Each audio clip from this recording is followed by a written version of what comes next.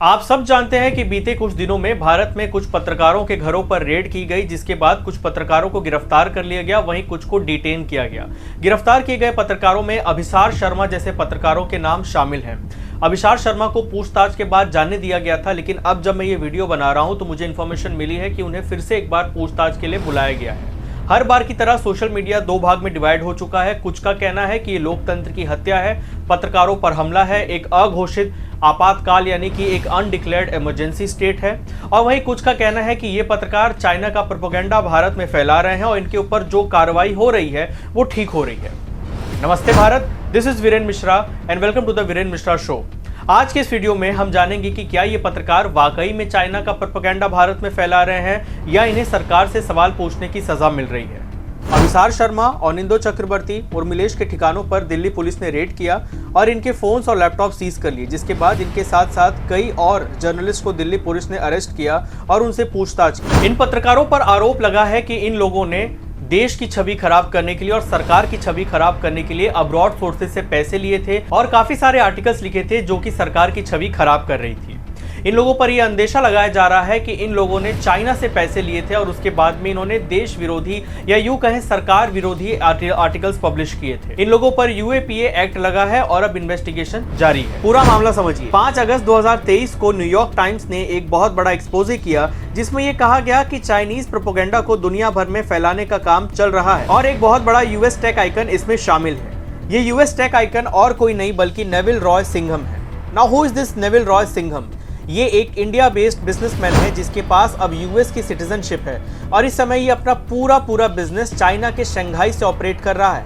अब ये Neville Roy Singham ने ऐसा क्या किया कि न्यूयॉर्क टाइम्स ने इसके बारे में छाप दिया, ये भी समझ लीजिए।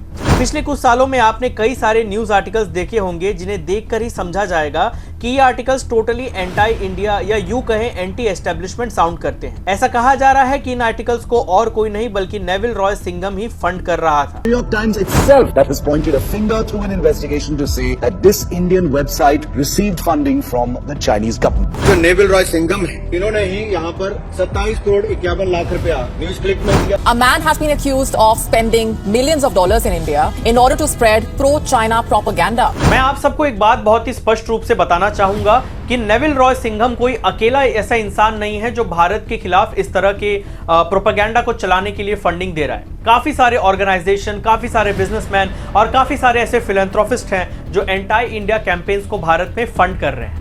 They are talking about the border that India shares with China, essentially Arunachal Pradesh, because it is this Arunachal Pradesh area that China claims as its own. देखिए, यहाँ पे ये लोग डिस्कस कर रहे हैं कि अरुणाचल प्रदेश को मैप पर भारत का हिस्सा मत दिखाओ, और बकायदा नेविल रॉय सिंघम ने इस ईमेल में एक मैप भी अटैच किया था, यानी asked to use that particular map जिसमें अरुणाचल भारत का हिस्सा नहीं है। अब इस ईमेल में आप जानते हैं नेविल रॉय सिंघम ने किसको एड्रेस किया? कोई और नहीं बल्कि न्यूज क्लिक के फाउंडर प्रबीर पुरकायस्थ हैं। और प्रबीर पुरकायस्थ सिर्फ न्यूज क्लिक के फाउंडर नहीं है बल्कि डिजीपब के वाइस चेयरमैन भी हैं, और ये डिजीपब कई सारे न्यूज प्लेटफॉर्म्स का एक एसोसिएशन है। अब समझिए कि एक न्यूज प्लेटफॉर्म जो कि इंडिया में ऑपरेट हो रहा है उसके अंदर क्या पब्लिश होना चाहिए, भारत का कौन सा राज्य भारत का हिस्सा दिखाना है और कौन सा हिस्सा नहीं दिखाना है, इस बात की गाइडेंस शंघाई से ली जा रही है। क्या हमारे भारत की एजेंसीज, हमारे भारत के पत्रकार किसी काम के नहीं बचे जो अब शंघाई से गाइडेंस और फंडिंग लेनी पड़ रही है? अब इस चेन ऑफ इवेंट्स में पुलिस ने तीस्ता सीतलवाड़ के घर पर भी रेड की। ये वही तीस्ता सीतलवाड़ है जिन पर आरोप लगा था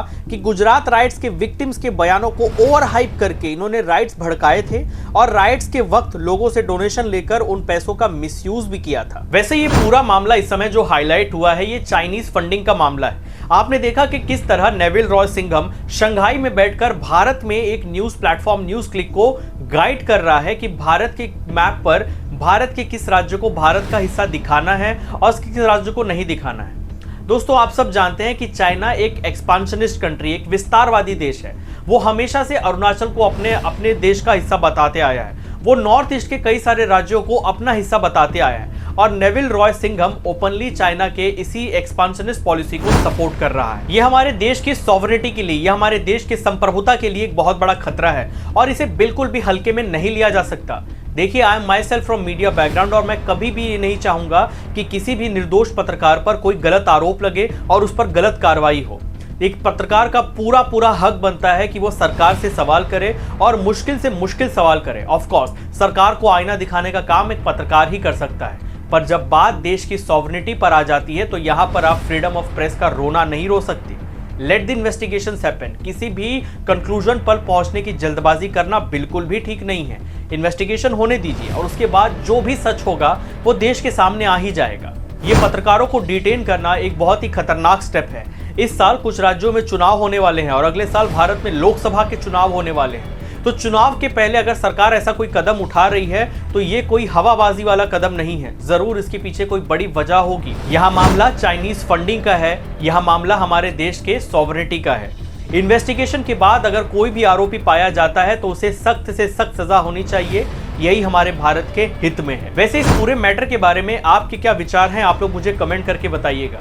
वीडियो को शेयर करना तो बिल्कुल मत भूलिएगा। जब आप लोग मेरे वीडियोस पर अपने ऑनेस्ट कमेंट्स करते हैं, मेरे वीडियोस को शेयर करते हैं, तब YouTube का एल्गोरिथम मुझे सपोर्ट करता है और मेरे वीडियोस को और भी लोगों तक लेकर जाता है। नमस्ते भारत, दिस इज वीरेन मिश्रा और मैं आपसे मिलूंगा द वीरेन मिश्रा शो के अगले किसी एपिसोड में। बने रहिए मेरे साथ। जय हिंद।